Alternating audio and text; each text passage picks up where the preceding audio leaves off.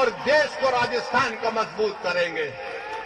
मगर यहां पर मुख्यमंत्री कांग्रेस के बड़ा बड़ा ऐलान कर रहे हैं कि मैं ऐसा किया। अच्छा, इनसे ये पूछना चाहते हैं हम, पिछले साल आपने ऐलान किया था, पिछले साल के बजट में सचिन पायलट यहां के आपके एमएलए हैं और गहलोत साहब मुख्यमंत्री हैं, आपने कहा था कि 7 रेजिडेंशियल स्कूल बनाए जाएंगे चूरू, सवाई में, सवाई माधोपुर में, नागौर में, अलवर में, जैसलमेर में 180 करोड़ की लागत से। अरे वो जमीन दिखा दो मुझे जहां पर काम शुरू होने वाला है, वो जमीन दिखा दो मुझे जहां पर काम तुम शुरू करने वाले थे। कितना झूठ बोलोगे मुसलमानों को, कितना झूठ बोलोगे मुसलमानों को। और फिर क्या ऐलान किया गया था? ऐलान ये भी किया गया था कि 3 बच्चियों के हॉस्टल बनाए जाएंगे गंगानगर में, भिलवाड़ा में, अजमेर में, बच्चों के लिए नागौर में, सवाई माधोपुर में, भरतपुर में, अलवर में 20 करोड़ से बनाए जाए। कहां बना रहे हो? जमीन बता दो हमको, बताओ कहां पर है। मदरसों में 500 मदरसों में स्मार्ट क्लासरूम बनाया जाएगा, कहां बनाया आपने? मेरे अजीज दोस्तों और बुजुर्गों, इसीलिए हम आपसे कह रहे हैं कि मजलिस को मजबूत करिए। मजलिस इत्तेहादुल मुस्लिमीन आपकी जमात है। अगर आप मजलिस को मजबूत नहीं करेंगे तो याद रखिए आपका इसी तरह एक्सप्लॉयटेशन होगा, इसी तरह आपका इस्तेसाल किया जाएगा।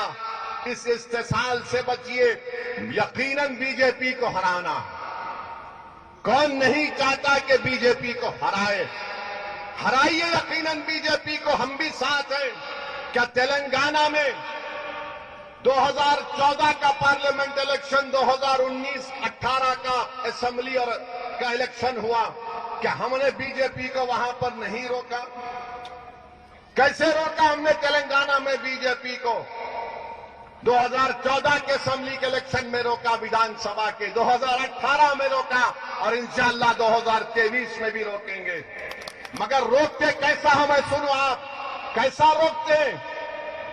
पूरे भारत में मुसलमान मर जाता है बीजेपी को रोकने के लिए, तो हम तेलंगाना में हम मरते नहीं, हम जिंदा रहते हैं। जिंदा रहकर बीजेपी को रोकते और अपने आप को ताकत देते हैं।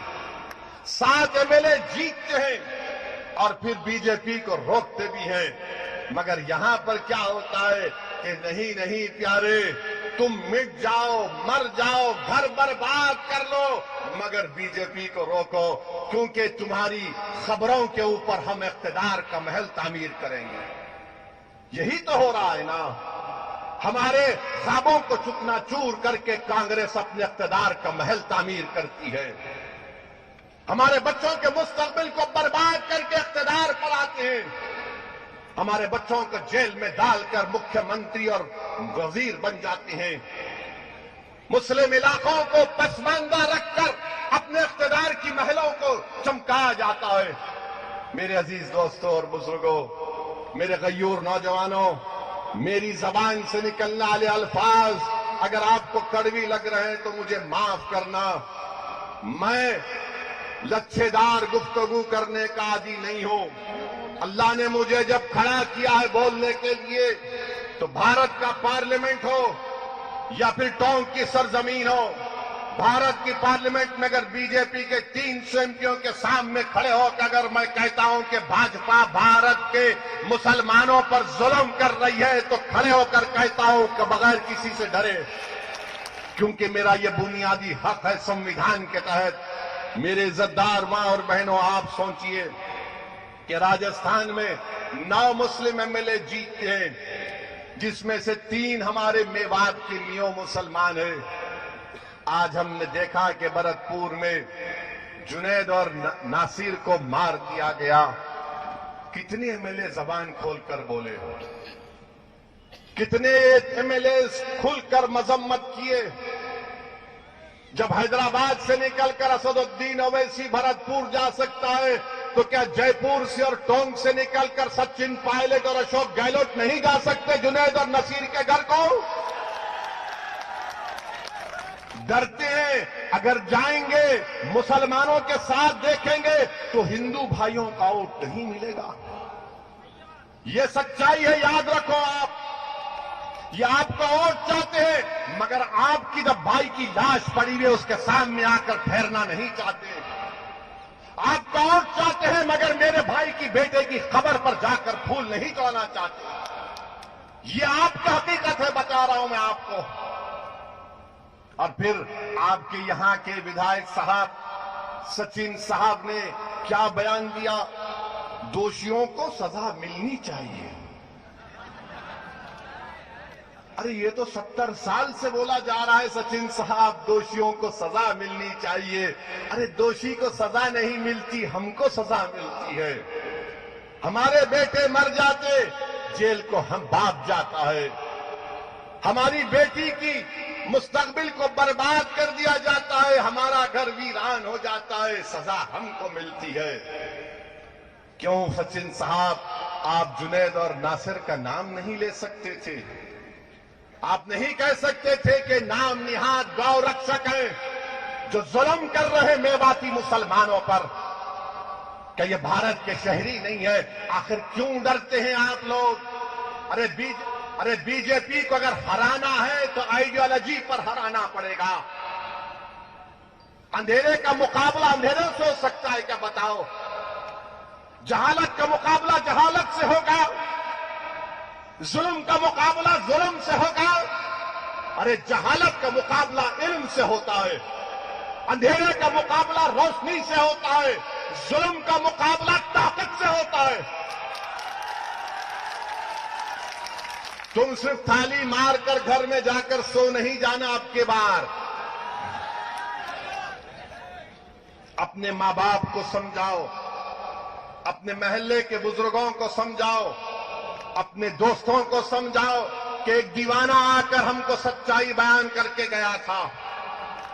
आज आप देखो कि जुनैद और नसीर को बेदर्दी से मारा गया, उसकी दास्तान तो बयान करूंगा मैं मुख्यमंत्री से और यहां के विधायक से पूछना चाहता हूं। सचिन पायलट साहब गुज्जर है ना? है ना? गुज्जर है।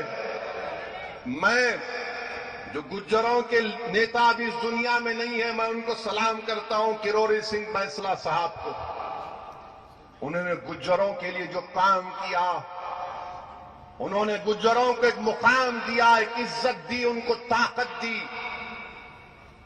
मगर आप मुसलमान क्या कर रहे हैं?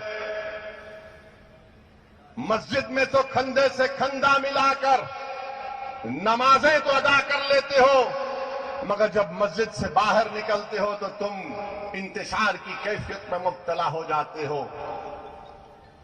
जो हय्या अलल सलाह हय्या अलल फलाह की सदाएं सुनकर अपने सरों को अल्लाह की बारगाह में झुकाते हो, पेशानियों को झुकाते हो, दुरूद और सलाम के नजराने रहमतुल आलमीन सल्लल्लाहु अलैहि वसल्लम पर भेजते हो, और जब बाहर निकलते हो तो फिर तुम इंतशार का शिकार क्यों होते हो? बताओ मुझे, बताओ मुझे, तुम क्यों इंतशार का शिकार हो जाते हो? क्या तुम्हारी दुआओं में ताकत नहीं रही? अरे तुम्हारी दुआओं में ताकत है। तुम दुआ करो और मैदान में निकलकर उन दुआओं को आजमाओ तो सही कभी कि या अल्लाह, मैंने तेरे सामने मेरी मुसीबत को बयान किया, अब मैं जुनैद और नसीर के हक के लिए लड़ूंगा, परवरदिगार मेरी मदद तो फरमा। तुम निकलोगे नहीं तो मदद कैसे आएगी? अगर तुम समझोगे कि सिर्फ दुआओं से काम हो जाएगा, नहीं। अगर दुआओं से काम होता तो रहमतुल्लाह अलमीन सल्लल्लाहु अलैहि वसल्लम ओहद के मैदान में अपने दंदाने मुबारक को शहीद नहीं कराते।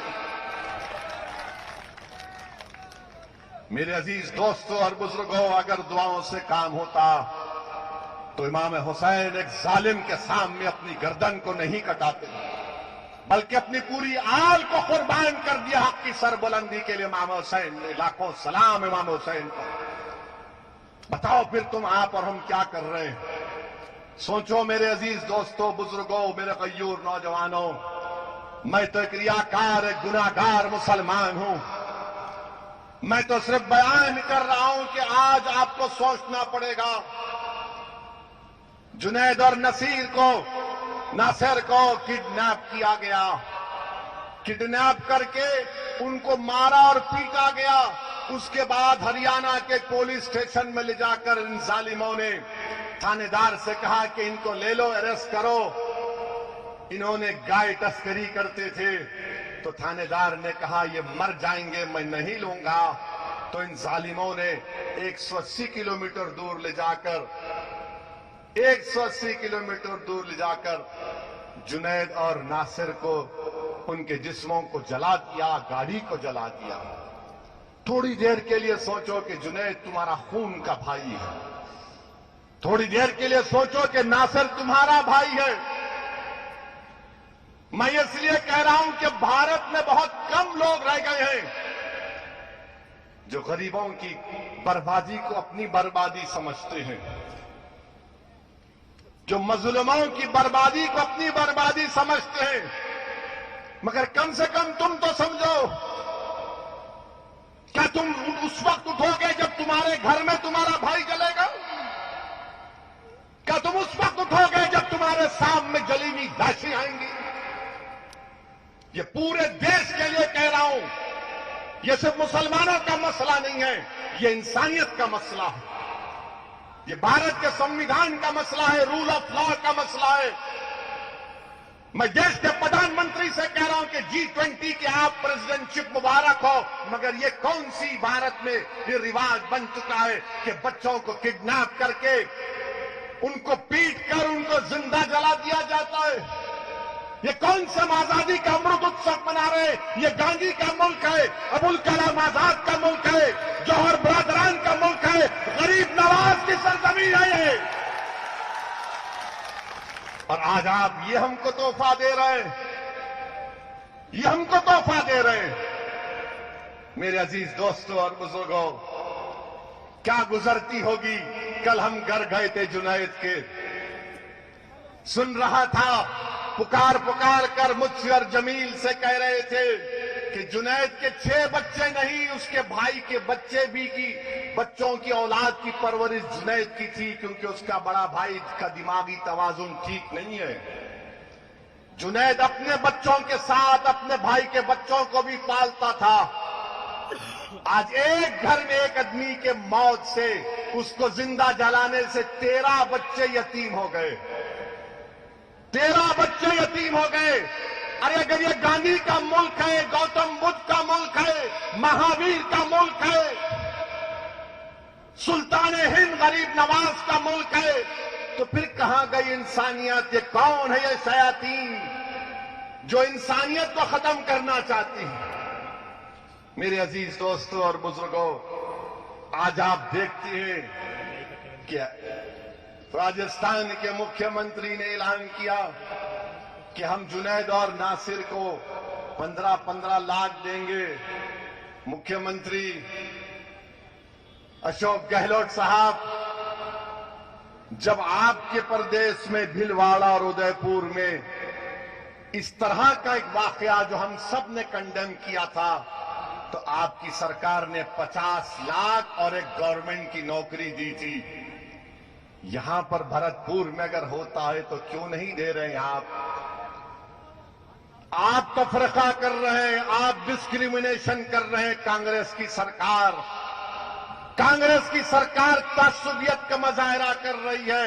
मरने वाला तो मर गया, मगर मजहब के नाम पर 50 और 15 लाख कैसे खोते हैं? बताओ मुझे।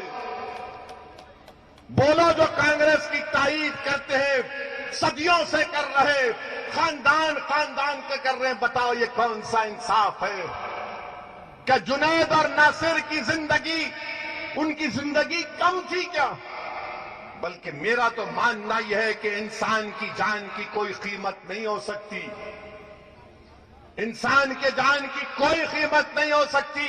किसी मां से पूछो, किसी बाप से पूछो, किसी भाई से पूछो, किसी बेटे से पूछो, किसी बेटी से पूछो कि बताओ तुम्हारे बाप और बेटे और भाई की जान की कीमत क्या है, तो बोलेगा कि तू सारी दुनिया रख ले, मुझे इसकी जान दे। मगर आज हम देख रहे हैं कि 15 लाख का ऐलान किया जाता है। मेरे अजीज दोस्तों और बुजुर्गों, इससे बढ़कर और क्या हो सकता है। मैं आपसे कह रहा था, गुज्जरों के जो बहुत बड़े लीडर गुजरे, किरोड़ी सिंह बैंसला साहब, मैं उनको सलाम करता हूं, मगर आप बताओ, आज आप 10% हैं, उन्होंने गुज्जरों को रिजर्वेशन दिला दिया। उनके एक हुक्म पर, उनके एक फैसले पर लाखों गुज्जर निकलकर ट्रेन की पटरियों के पास आकर बैठ जाते, हाईवे पर बैठ जाते। और आपका हाल यह है कि चुनाव आता है तो हमको पुकार कर कहा जाता है, ये जिंदगी और मौत का मामला है। हमारा मामला यह है कि अगर पुलिस एक लट जमीन पर मारती है तो पूरे के पूरे भाग, सन्नाटा हो जाता है। और ये किरोड़ी सिंह बैंसला ने गुज्जरों को इतनी ताकत दी कि निकल कर आओ और बैठ गए। बताओ, क्या तुम अपने दरमियान से किसी नेता को मनाओगे या नहीं मनाओगे? क्या तुम किसी को अपना नेता बनाओगे या नहीं बनाओगे? बताओ मुझे। तुम में काबिलियत है, याद रखो, अल्लाह ने तुमको बेइंतहा नेमतों से नवाजा है।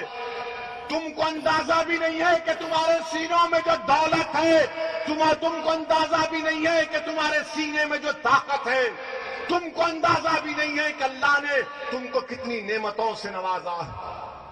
तुम सिर्फ अल्लाह की जात पर तवक्कल करो और एक अच्छा फैसला लो, वरना याद रखो, जो इस्तेसाल, जो लूट, जो कमजोरियां 70 साल से पैदा हो गई, वो कभी खत्म नहीं होगी। नौजवानों, तुम्हारे लिए ओवैसी लड़ रहा है। मेरा मुस्तकबिल नहीं है, मेरी जिंदगी का चिराग कभी भी गुल हो सकता है, हम सब जाएंगे इस दुनिया से। नौजवानों, तुम्हारे लिए लड़ाई लड़ रहे हैं, बेटियों तुम्हारे लिए लड़ाई लड़ रहे हैं। तुमको इसमें साथ देना पड़ेगा, अपने घर वालों को मनाना पड़ेगा। मेरे अजीज दोस्तों और बुजुर्गों, क्यों नहीं राजस्थान के 10% मुसलमानों को रिजर्वेशन मिलता है? क्यों नहीं दिया जाता, बताओ आप? बल्कि कायम खानी लोगों को रिजर्वेशन मिलना चाहिए, मुस्लिम मिरासियों को मिलना चाहिए, मीर राना को मिलना चाहिए, बैटी को मिलना चाहिए, बारूद मुसलमान को मिलना चाहिए, मियो मुसलमानों को मिलना चाहिए, मगन नायर मुसलमानों को मिलना चाहिए, दमामी मुसलमान बरादरी को मिलना चाहिए, लंगा दोदी मुसलमान बरादरी को मिलना चाहिए, नागरची बरादरी मुसलमानों को रिजर्वेशन मिलना चाहिए। क्यों नहीं देते अशोक गहलोत दोनों रिजर्वेशन?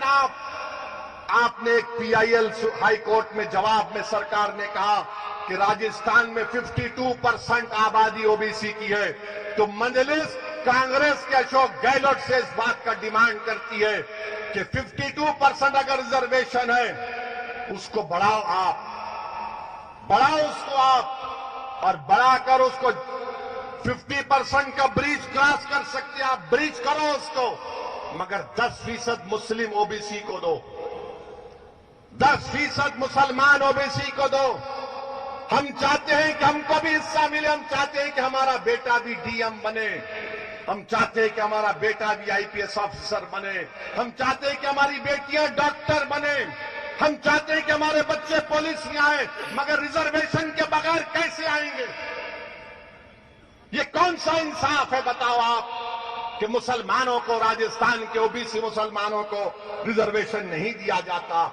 आपको मालूम कि राजस्थान में 38% मुस्लिम नौजवान, जिसमें बच्ची और बच्चियां हैं, वो उनके पास नौकरी नहीं है, तालीम नहीं हासिल कर रहे, ना ट्रेनिंग। 38% राजस्थान के मुसलमानों, ये डेटा है मेरे पास। अगर कोई कांग्रेसी और भाजपाई कहेगा कि मैं नहीं मानता तो आ जाओ, मुकाम बताओ जयपुर में, मैं डेटा लेकर आता हूं, तुम 10 मिनट नहीं बैठ सकोगे मेरे सामने। और हम लोग एक सर्वे कराए हैं, रिपोर्ट आ चुकी है राजस्थान के मुसलमानों के बारे में, और इंशाअल्लाह ताला उसका हम अनकरीब में उस रिपोर्ट को जारी करेंगे, ताकि भाजपा को और कांग्रेस को भी मालूम हो जाए। अच्छा, आपको मालूम कि बीजेपी और कांग्रेस ने गौ रक्षा पर कितने पैसे खर्चा किए, गौशालाओं पर और गौ रक्षा पर? इन दोनों सरकारों ने इन दोनों ने 1511 करोड़ रुपए खर्चा किए। 1111 करोड़, और यहां पर हमारे मुसलमान बच्चों को स्कूल नहीं मिलता है, स्कूल नहीं मिलता है। और इतना खर्चा करने के बावजूद भी जुनैद और नासिर की मौत हो जाती है। मेरे अजीज दोस्तों और बुजुर्गों, ये आपको उठना है, और हम भारत के प्रधानमंत्री के बारे में बोले बगैर अपना भाषण खत्म नहीं कर सकते। मित्रों के बारे में तो बोलना ही पड़ेगा। आज भारत में, राजस्थान में, देश के प्रदेश में भारत के प्रधानमंत्री और उनकी पार्टी बीजेपी और आरएसएस ने, और राजस्थान में कांग्रेस ने, या जिस प्रदेश में कांग्रेस की सरकार है, उन्होंने मुसलमानों का यह हाल करके रख दिया कि कांग्रेस वाले कहते हैं कि अगर तुम जिंदा हो तो हमारी वजह से, और बीजेपी आरएसएस कहती है कि जब तुम मर जाते हो तो तुम्हारे बच्चों की तदफीन अगर खबर बनती है तो हमारी वजह से। यानी जिंदा है तो इनके रहमो करम पर, और तदफीन हो रही है तो इनके रहमो करम पर। यह मजाक बनाकर रख दिया आपने, ये मजाक बनाकर रख दिया हमारा आपने। यही अशोक गहलोत है, पूछिए इनसे कि गुजरात को आए थे, एक बापू नगर विधानसभा में मंजलिस का एक कैंडिडेट था, रात के 12 बजे अशोक गहलोत उसको बुलाते, वो बेईमान निकला, उसने अपना ईमान बेच दिया 20-25 लाख पर। तो अशोक गहलोत नाइट सूट में उसको खंडवा पिला रहे हैं, और नतीजा क्या निकला? अशोक गहलोत ने खंडवा पिलाया, मगर अल्लाह ने उसको रुसवा किया, वो हार गया। कांग्रेस का कोई पटेल था, हार गया, मगर अशोक गहलोत क्या बोले? नहीं, ओवैसी की वजह से हार गया। अम्मा यार, तुम तो उसको रात के 12 बजे उसको तुम खंडवा पिलाए, 20-25 लाख की मिठाई खिलाए, उसके बावजूद भी अगर वो मर्द नहीं निकला तो मैं जिम्मेदार। यहां बीजेपी कहती है कि हमको मुसलमान नहीं चाहिए, बीजेपी कहती नहीं चाहिए हमको मुसलमान, खुलकर कहती है भाजपा। हमारा ये भाषण के बाद शाम में टीवी पर कोई बीजेपी का नेता जाकर बोलेगा, हमारे पास क्या अंदाखोई नहीं है, वो फुलान नहीं है। मंत्री कौन है तुम्हारे पास मुसलमान, बताओ? कोई नहीं है। ये हकीकत है। हम भारत के प्रधानमंत्री से पूछना चाहते हैं, जुनैद नसीर के ऊपर प्रधानमंत्री आप कुछ बोलेंगे या नहीं बोलेंगे? ये जो गांव रक्षक के नाम पर ये लोग जो गुंडागर्दी कर रहे हैं, गाय की हिफाजत का ये कानून है, मानते हैं, मगर ये लोग कौन है जो रोड पर निकलकर गोलियां चलाते हैं? वारिस को मार दिया गया, फेसबुक पे लाइव टेलीकास्ट किया जाता है, वारिस के मुंह से खून निकल रहा है, प्रधानमंत्री वारिस मर जाता है। वारिस की परिवार कहते हैं कि वारिस को मारा इन जालिमों ने। कासिम एक 12वीं क्लास का बच्चा गोली चलाता है, वो मलून जिसका नाम एफआईआर में आया।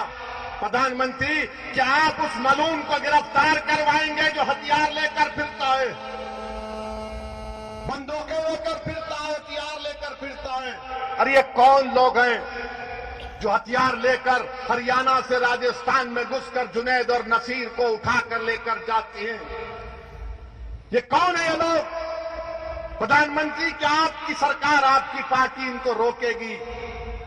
प्रधानमंत्री, आप कब तक ये बोलते रहेंगे सबका साथ, सबका विकास, जबकि आप ही की पार्टी के स्टेट से लोग आकर और ये तमाम के तमाम जुल्म करने वाले प्रधानमंत्री, ये इनका ताल्लुक संघ परिवार से है, इनका ताल्लुक संघ परिवार से है। और प्रधानमंत्री कब रोकेंगे? अगर प्रधानमंत्री चाहते तो 10 मिनट में सब खत्म हो जाएगा। प्रधानमंत्री अगर चाहते हैं तो 10 मिनट में खत्म हो जाएगा ये, मगर नहीं खत्म होगा, याद रखना। मुझे कल जुनैद के घर में बता रहे थे कि आकर बच्चियों को छेड़ते हैं नशे की हालत में, और जब बच्चों ने एतराज किया तो उन्हीं बच्चों को ले जाकर जेल में डाल दिया गया। प्रधानमंत्री, ये देश ऐसा नहीं चल सकता। याद रखिए, आपके 8 साल, आप 9 साल हो चुके हैं प्रधानमंत्री बनकर। इखलाक, पीलू खान, रकबर, जुनैद, नसीर, ये कितने वाकयात होंगे कि हमारे खून की अहमियत नहीं है प्रधानमंत्री। अगर हमारा जुर्म मुसलमान है तो कौन सा जुर्म है ये बताओ कि हमारे बच्चों को ले जाकर जिंदा जला दिया जाता है, हमारे घर में बच्चों को यतीम कर दिया जाता है। प्रधानमंत्री, आप क्या मुंह नहीं खोलेंगे? आप तो कहते हैं कि एक मोदी सब पर भारी, तो मोदी जी इन गौरक्षक पर अब भारी होंगे या नहीं होंगे, हमको बता दो आप। पार्लियामेंट में छाता मार के बोलते प्रधानमंत्री ऐसा, मगर प्रधानमंत्री चीन का नाम नहीं लेते। और ये गौरक्षक नहीं है, ये गाय के नाम पर जुल्म करने वाले लोग हैं। हमारे हिंदू भाइयों के लिए गाय एक मुबारक चीज है, हम उनके अकीदे को सलाम करते हैं, उनकी इज्जत करते हैं, उनके रिलीजियस बिलीफ की। मगर प्रधानमंत्री इनको रोकेंगे नहीं। क्या मोदी इन लोग, इन जालिमों पर भारी पड़ेगा या नहीं पड़ेगा, बता दो प्रधानमंत्री आप। आपको बोलना पड़ेगा, रोकना पड़ेगा इन जालिमों को। हमारी बेटियां बेवा हो रही हैं, हमारे बच्चे यतीम हो रहे हैं, और हम आरएसएस से पूछना चाह रहे हैं, उनके भगवत से, जो बड़ा हर थोड़े थोड़े दिन को एक उल्टा सीधा, कभी झूठ कभी सच का बयान दे देते हैं। अरे क्यों बात करेंगे आरएसएस से लोग? जो लोग बात कर रहे हैं आरएसएस से, जुनैद और नसीर के घर को देखो। तुम मुझ पर तनकीद करते हो कि ओवैसी ये बोलता है, रे मैं सच्चाई को बयान कर रहा हूं। मेरे अजीज दोस्तों और बुजुर्गों, यही चंद गुजारिशात मुझे आप तक रखना था। हम भारत के प्रधानमंत्री को फिर से कह रहे हैं कि ये जो लोग हैं, ये जालिम लोग हैं। प्रधानमंत्री, अगर आप गांधी से मोहब्बत करते हैं, अगर आप गांधी से सच्ची मोहब्बत करते हैं, तो जिन्होंने जुनैद और नसीर को मारा प्रधानमंत्री, वो नाथूराम गोडसे की नाजायज हरामी औलाद है। प्रधानमंत्री, अगर आप गांधी से मोहब्बत करते हैं तो नाथूराम गोडसे की औलाद को रोको, इनको जेल में डालो। प्रधानमंत्री, ये जालिम लोग हैं, ये नाथूराम गोडसे की औलाद हैं। जुनैद और नसीर को मारने वाले नाथूराम गोडसे की हरामी औलाद है। इखलाक और पीलू खान को मारने वाले नाथूराम गोडसे की औलाद है। ये गांधी से नफरत करने वाले लोग हैं। हम आपको कहना चाह रहे हैं प्रधानमंत्री, आप मुसलमानों के भी प्रधानमंत्री है या नहीं, बता दो आप। अगर आप मुसलमानों के प्रधानमंत्री हैं तो हमको इंसान की तरह देखो। हम कभी वोट नहीं दिए बीजेपी को, ना देंगे इंशाअल्लाह ताला। हम कभी आरएसएस को नहीं मानेंगे, ना बात करेंगे इंशाअल्लाह ताला। हम डर कर आपके सामने नहीं झुकने वाले, हम लड़कर अपना हक लेंगे इंशाअल्लाह ताला आपसे। मेरे अजीज दोस्तों और बुजुर्गों, बहुत से लोग आज के बाद बड़ी तकलीफ में आएंगे। हम तो पायलट साहब से भी कहना चाह रहे हैं, पायलट साहब, मुझे लगता है कि आपका ख्वाब पूरा नहीं होगा। आपका ख्वाब तो पूरा नहीं होगा पायलट साहब, आप ऐसे ही फिरते रहेंगे। मगर पायलट साहब, अब के बार चुनाव आप गुज्जर विधानसभा से लड़िए। जैसा कि हमको बताया गया, दौसा है, मादापुर है, करौली है, यहां से मंजलिस लड़ेगी इंशाअल्लाह ताला। क्या आप साथ देंगे मंजलिस का? आवाज में दम नहीं है यार। ऐसी आवाज निकालो कि अशोक गहलोत और सचिन पायलट और दिल्ली में मोदी तक पहुंच जाए कि राजस्थान में अब एक नया सियासी इनकलाब लिखा जाएगा। क्या आप साथ देंगे मजलिस का? क्या आप मजलिस का साथ देंगे? क्या आप मजलिस को वोट देंगे? क्या आप राजस्थान में सियासी इनकलाब बर्पा करेंगे?